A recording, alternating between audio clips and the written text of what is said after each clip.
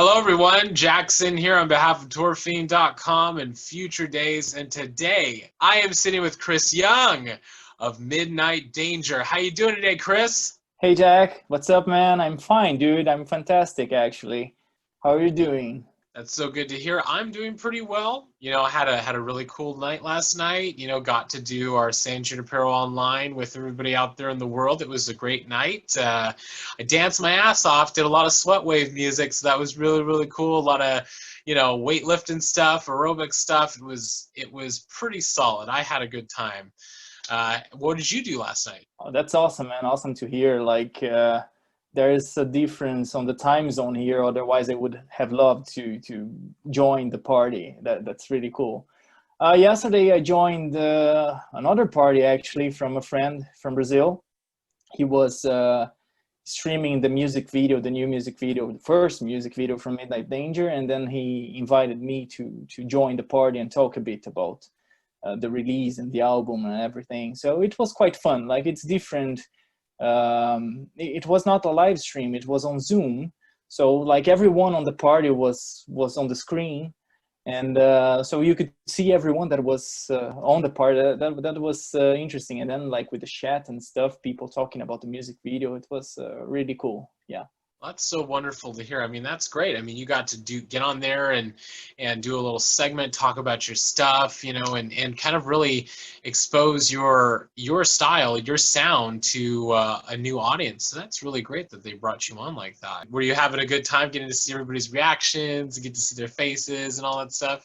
Yeah, absolutely. Like this guy, he has this party, and he usually does like half an hour of synthwave set list. So some people are already familiar with the genre on the party, but it's still new to so many people. And then to get a good feedback from the new people, it's amazing. And you see it's a good feedback from people that are into metal and to many different genres. Yeah, we talked about that on the last interview, like how synthwave connect all these different genres and tribes and people.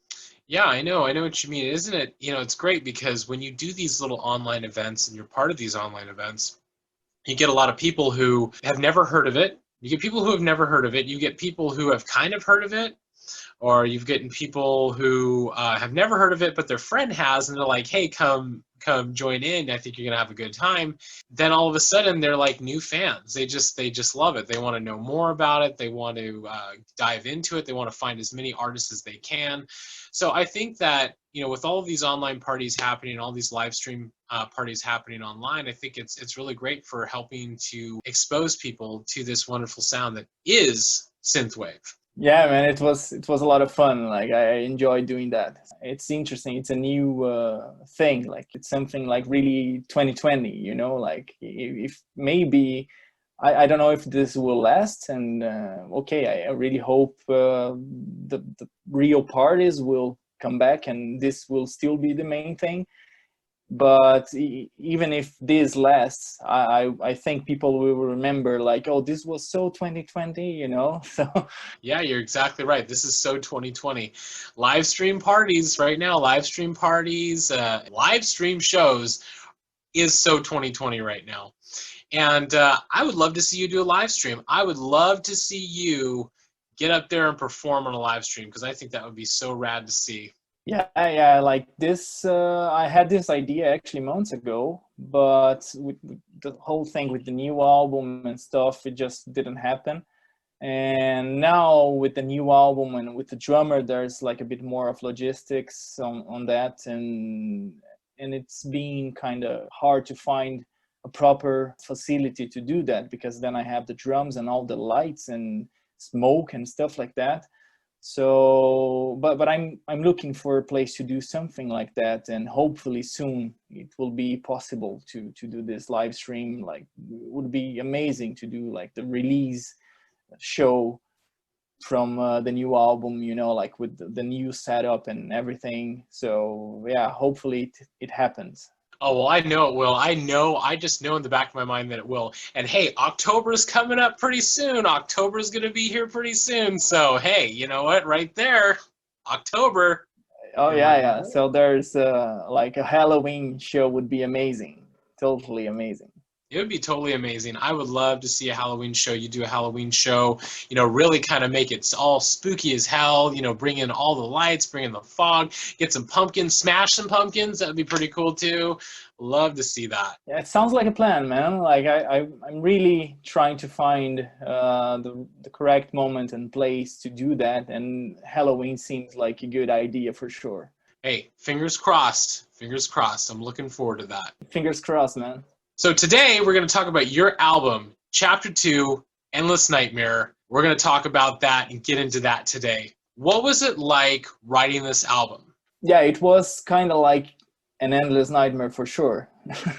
No, just kidding, man. Like some things in the process took so much time. Like I wanted to achieve new stuff with this album, and I wanted to work more on details and create like the correct atmosphere for some parts. And in my mind, I wasn't. Sometimes I just felt I wasn't getting there. At some point, I was like, "Oh, I'm never gonna finish this album. I'm gonna need like 5 years to finish this one." But in the meantime, there was a lot of self-learning and a lot of improvements from my side, and like I guess I could get more into the songwriting and like put my feelings on that a bit better, you know, and like in a deeper way, I could express more what I was feeling while I was writing this. It's a sequel to Malignant Force.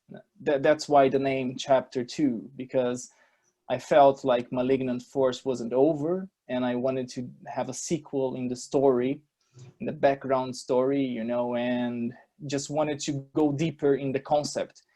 And so I needed to follow certain standards to make this album happen. And I needed to make it more intense than Malignant Force because it's a sequel. So usually sequels are more intense. And I wanted to make it more menacing, you know, something like that. So it was like quite a long process compared to Malignant Force. But I'm really happy with this final result I got with the album. I think it was like even if at some points I felt it was gonna be like an endless nightmare, I could I think I could finally get where I wanted with this album. This album is a behemoth of an album. It is a beast of an album. The attention to detail that you put into all of the songs, you can really hear them very, very well. I am saying that this album is like a love letter to the 80s and 90s like horror movie genre. Like this album is that. It is your love letter to that. And you have polished each one of these songs so pristinely from the very beginning of the album. As you pour through all of the songs, like all the way to the end, you go on a musical journey. It is a very fluid journey. Sometimes it has these tense moments, these tense build-up moments where you like feel panic and you feel dread, and then you have these other moments where you kind of get this lulled into this false sense of security, like everything might be okay, and then all of a sudden you hit it with a hard chase. It's really like you're watching a movie but you're listening to it. That's what I feel like when I listen to this album. Like Endless Nightmare is a big explosion of just all kinds of influences of like horror, yes. I even sense a few little elements of like science fiction in there too. I think for everybody out there, you guys can agree with me on this one. Like if you've listened to this album, you will kind of go like, oh my God, I totally agree with you. I totally understand where you're coming from, because this album is a beast of an album. Yeah, man, I'm glad you were saying that, because that was the idea. That was exactly what I was looking for with this album. And I'm always like worried, like, will people feel exactly what I wanted to show with this album? Will people feel like what I was feeling while I was writing and like producing and everything? And the fact you said you felt inside like of a horror movie and like with other influences, it's not like only gore and you know, blood everywhere. It has this this build up, and like sometimes it's more intense, and sometimes you get the false sense of security. I'm not gonna forget this anymore, because this is exactly what I was feeling, what I wanted to pass with this album, you know. And so yeah, I'm really happy to hear that, because that was exactly the idea. I wanted to make this album as if you were listening to a horror movie, you know, and like an old school horror movie, of course. And I put everything in there, you know, to achieve that. And I think since Malignant Force came out in 2018, I myself, I got a lot into this universe, you know. I understood myself better, I understood Midnight Danger better, and I learned how I could express all my influences on Midnight Danger's music. And this album is just like pure expression of this, you know. I'm really happy to hear. Yeah, you know, and it is a testament to your name, because your music is like danger after midnight. You know what I mean? Like, if you're out and about after midnight in a place that you probably shouldn't be, and this music comes on, you better start running, because you're in for some scary shit when you listen to it. And like I was telling you earlier, like the rise and the falls and the, you know, the false insecurity, it's like a roller coaster. You can hear that in the album, this flow, this nice, beautiful flow of sound that you have created and you've concocted that really is unique to who you are as Midnight Danger. And you have really kind of experimented a lot with a lot of interesting things in this album. Wouldn't you agree? As I said before, I try to get more into the atmosphere of each song, you know. So it's not like finding the right melodies, but it's also about creating this vibe surrounding the music, surrounding each song. And then I had to explore much more things on it, you know. Like I didn't even count how many different synth sounds I was using on each song, but it's not related to that. It's just like creating and some combinations inside the songs to give this feelings. In your album, it's like one of the emotions that you play with a lot is fear. You traverse that kind of territory with fear. But then you also traverse the territory with that feeling of hope as well. And they really do the music great justice, because you have figured out a way to convey this stuff through sound. With everything that you've done, I think that it has worked out really, really well in this release. Now, when we compare it to Malignant Force, you can't compare the two. Me personally, you can't compare it, because Malignant Force is different. You know, to me, it's different. It's a different beast altogether. But this one is, you know, this one takes on a whole other side of you. You know, with Malignant Force, it was kind of like, it was hard. Yes, it was hard, but it didn't really play with the kind of things that you're playing with in this album. So you kind of transitioned from this kind of like strong, powerful, like heavy kind of album where you were like, you know, more rock oriented and stuff like that. And then you transitioned into this where it was like, it was more about vibes and feelings and, you know, emotions in this one.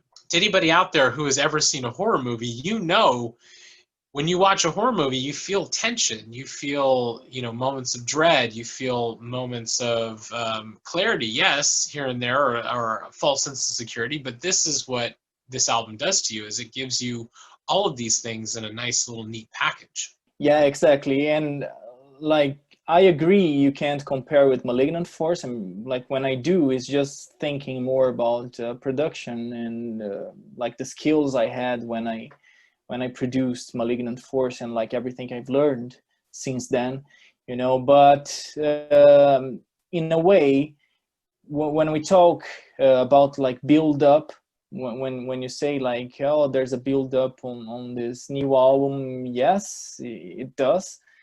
But I'm sure it also, like, if you take the big picture and if you take the entire concept of Midnight Danger, even like Malignant Force can be a build up to the new album. So that's why it's hard to compare it. It's a sequel, you know. So Malignant Force was doing like the background for this new album. And as you said, like it has a lot to do with fear and this like tension and things like that. And like Malignant Force, the last song on the album, it's Red Horizon, and it kind of feels like final credits.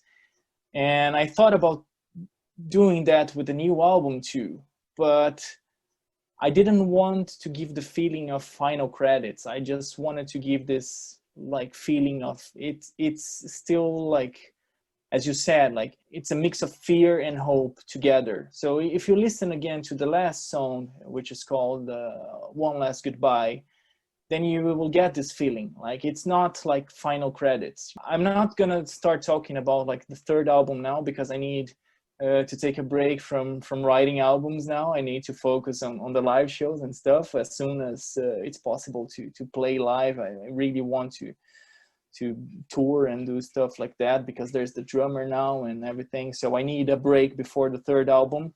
But the last song of Chapter 2, Endless Nightmare, like the album ends with this feeling like it's not over. Kind of like Star Wars, you know, like the Empire Strikes Back. Like the ending is not, it's not like a happy ending. Of course you were still hopeful, but it is kind of fucked up, you know. And this is like what I wanted to pass with this, the last song of this album. And if you listen to Malignant Force and the new album, you will feel like it's a build up between the albums too, you know. And it really is. At the end of Malignant Force, the last song, you feel like, okay, well, where is this going next? Like, what's happening next? And then all of a sudden, Endless Nightmare drops, and you're like, okay, well, now I know. Everybody out there, if you listen to Malignant Force from start to finish, and then after that, pop in Endless Nightmare, then you will see the transition between the two. You will see where Chris is going here. And at the end of the Endless Nightmare, you will see that, hey, you get a clearing. You get that feeling of like, okay, I came out of the night. I came out of this nightmare and I can breathe now. I can get back to kind of like a little bit of normalcy just for a minute. But who knows where he's going to go in this next one, in this third album, when he starts getting into that writing. Because I think it's going to go some pretty amazing places. Am I right? Yeah, we'll see that for sure. It's going to like pretty amazing places, but we'll see exactly how this will work in the future. Like it's yet to be written. So all up here. I know it's all up here. I know you got stuff in your head. I already know that. I know that about you. You got stuff already in there. All right, man. Yeah, there is couple of songs on Endless Nightmare that I started writing them before Malignant Force, but it didn't feel right on the album, and now it was like the perfect feeling for this album. And I do have some tracks that I started for Endless Nightmare, and they wouldn't fit now, but I have the feeling they will fit perfectly on a third album. But again, I'm only gonna do this like for real, like in the near future, not focusing on like the second album just came out, so I want to enjoy that, and I want people to leave that a little bit, you know, and then I will start thinking about the third album in the future.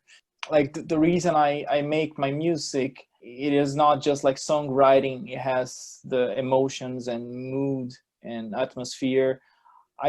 I like that people take more time to enjoy that, you know, to get familiar with the universe that I'm introducing them to. I really want people to experience that for longer. Since I have the live show and these like live shows on, like I'm improving the live shows as well, they are also part of this universe. So I want to play as soon as possible, as soon as it is allowed to play. I want to play as much as I can, so people can not only feel the music, but they can see it, you know. And then we can go to the third album after that. Exactly. And you know what? It's like a fine wine. It really is. I mean, when you open a bottle of wine, do you just start drinking it? I mean, some people would just start drinking because they want to get drunk, but if you love wine, you'll open a bottle of wine, you'll let it breathe for a little bit. That's what it's like with music. It's like if you write an album that you've taken a lot of time to put into and you put your heart and soul into it, you want people to enjoy it for a while. You want it to just kind of let it sit there and breathe and let people kind of get immersed in that. This is my point. Like you have to like experience that for longer, and then you will have like more and more a better understanding of the whole universe surrounding the music. You know, of course, if you just listen to the songs, and I know a lot of people listen to the song for the first time and they love it, but the more they listen to it, the more they get into the universe, the more they get familiar with it, and the more they will understand the entire album and everything else, you know. Exactly, and they will get a sense of what you have built and what you are continuing to build, and they will definitely be there for more and more releases later on down in the future. So tell me, what was your favorite song off this album? What did you like working on the most? Probably my opinion now it's different from like a week ago, and it's gonna be different from my opinion in 1 week from now, but because it changes all the time. But I guess the song Endless Nightmare was my favorite on the entire process, because I wrote that song and I produced that song with the music video in mind. So it was more challenging, you know. It might, like for many people, it might sound like not a complex song with complex melodies, but the thing about this song is the build up, and I had to work on this build up thinking on the music video, and that was the challenging part. And I got like really involved with this one in particular, you know. So I think while writing and producing this album, the title song Endless Nightmare was the one. Yeah, and that song right there, it being a really standout track. I mean, doing the music video for that, the song itself is like this driving force that keeps building and building and building, and it rises and it falls and it rises and it falls, and it has all of these really great like influences you put into it. It sounds like Midnight Danger, yes, but it sounds different, than some of the other stuff that you put out. Like you went down a different path with it, and I think that's what really worked in your favor with this track. Yeah, possibly because since I had the music video in mind, like I could in this track expand a bit more the music from the music, if you know what I mean. It's like of course I'm thinking about, as I always say, about the music and about the mood and the atmosphere and the vibe and everything. But since I had the music video in mind for this one, I guess I could express the music video on the song before the music video was even done.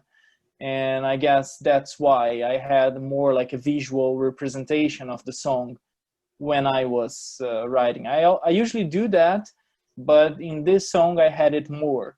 And maybe that's why you got this feeling. And I think that's progression. It's like for every artist out there, it's like you don't make the same album you did before. You don't make the same songs that you made before. You always branch out. You always try to think outside of the box. You always try to experiment with different things and play around with other things. And I think that that's what helps an artist progress, is that they are so open to building off of what came before. And I think that's what you did with this track. Even with this entire album, I think that's what you did, is that you built off of what came before, and you really kind of just hit it out of the park with it. So thank you for dropping this track, because it's amazing. Now, this music video that you did for Endless Nightmare, what was that process like, filming it and getting it done, like going from concept stage all the way to it being, finishing production on the video? What was that like? So I had this idea for a music video in Malignant Force, and it didn't happen because I was like working so much on the live shows and improving the live shows and like playing a lot. Then it wasn't just the right time anymore at some point, because the album was released like in early 2018, and then yeah. So it made more sense to have a music video on the second album. So when I started to write the song, I had this idea for the music video in mind, and I don't even remember why, but I thought about this, like as in the beginning of the music video is the TV show, like the series is called No Ghost Patrol. So I think it's very interesting. Like I really like these shows, you know, like or like the movies that they have this team that are going to explore like a haunted building or abandoned building or something, and then there's something creepy inside. And I have a lot of these undead concepts now on Midnight Danger, but it's not like exactly zombies, you know, it's just like undead creatures. And I was thinking, okay, let's go to like a haunted building, but not exactly, I don't want to show ghosts inside. It can be something in between, or, you know, like I just try to have my creativity working on that, you know. And then I had this idea of this show that the host was going inside and there were creatures and I was playing. So basically this is what I had in mind. And then I started to produce the song and write the song, and then like little by little I was having ideas. Some things were still a bit off during the songwriting, but like the main structure of the music video was like settled. And then I talked to the drummer Scary D, and it was already decided that Midnight Danger would have a drummer for live shows after the second album. So I talked to this guy and discussed with him the ideas of the idea for the music video and all the other ideas I had, like possible stuff we could do. And then he told me about this friend of him who lives in Helsinki. The drummer lives in Helsinki too, by the way. And he has this video company, and he was interested on doing that. So we started to talk about the music video, and we had to like create this storyline correctly. So we did this together, me and the drummer, just to make like all the ideas in a solid storyline, so we could actually shoot the music video. But the problem is, like the two guys, not the problem, like the two guys are from Helsinki, and like the video stuff was in Helsinki, so it made more sense if I was going to Helsinki to shoot this music video there. I traveled to Helsinki for the video shoot, and we had only one day to do it, and we did everything in only one day. And the reason for that is because we recorded the video on the building and the rehearsal room of the band Lordi. And they were on tour when we recorded this video, and we got like, through the drummer, we got contacts, and then we were able to record the music video in their rehearsal room and use the building, like the entire building for the video shoot. But then we had only one day, so we started like super early in the morning. We set up everything, and like we did the band shots first, and then like the actors started to arrive, and then we started with the makeup and all the stuff, and it was like such a long day. And but I'm happy we managed to film everything in the same day. So this is like basically how the process of making this video was. It was in a fucking hurry because it was in one day. I really wish we had like 2 days to do it, you know, one day for the band and one day for the creatures, but we managed to do it in one day. And in the end, it was exactly the story I had in mind from the beginning. And I'm really happy that we managed to do that, and like the post-production worked fine, you know, like the final cut could include all the scenes we had in mind. So it's amazing. Well, that's really awesome to hear. I mean, it is a great music video. To everybody out there, if you haven't seen the music video, go check it out for Endless Nightmare. Everybody go watch it. It's really great. This music video has the feeling of like one of my favorite films, Night of the Demons. And it also had this vibe of like what you were saying, like the no ghost patrol. Like, you know, it's like a skeptic saying, "Oh, there's no ghosts in here. It's not gonna be haunted. Like nothing's gonna be bad in here." And then all of a sudden, look at it, it's haunted. There's like all kinds of like scary things happening inside of this building. You shouldn't have went in there because now you're in for a world of hurt. Now you're in for some trouble. And that's what this music video does, is it hits on all of these points. It's reminiscent of like this 80s horror, but like not like zombies so much, where it's like it's almost like possession in a way. Really kind of touched on those points a lot. And I think that's what a lot of people picked up from that. And I think that you adding and having the drummer Scary D on with the music video like really kind of showcased another side too. I was gonna ask, like, is Scary D your brother? Does he live in your basement? Because he's freaking me out in that music video. Yeah, I keep him in the basement for sure. Like, and like he came from the dead, so no one cares about him. So no, just kidding, man. Yeah, but this is a good point. Like, it does have all of these influences you said, and like I was reading in one of the comments on YouTube, someone wrote like it is like I don't even remember exactly if he said it's ghosts or if it's zombies, but with some slasher vibe. And that's for sure. Like it is not a slasher music video, but it does have some slasher vibes. You can see like all of these influences, as you said, with some slasher vibes. So it is about everything. Like it includes like almost everything I love about horror. So like Scary D, like I turned him into the creature he is. He's an undead creature, and it's like my character that turned him into that. And this is why he played drums for me, right? So I needed a drummer, so I need to like create a creature here and have him on the drums, like to fit the concept and everything. So yeah, it's like Midnight Danger playing on the building that is making those creatures appear, and it's bringing those creatures back to life, however you prefer to say. And in the end, I turned the guy from No Ghost Patrol too. So that's kind of the concept I'm trying to pass now. Like people that follow Midnight Danger, they are like joining the army of Midnight Danger, something like that, you know. And of course, they are all undead at some point, you know. You are turning them into your undead army, your possessed undead army. I love that. I love that concept. I mean, you really have hit home with that.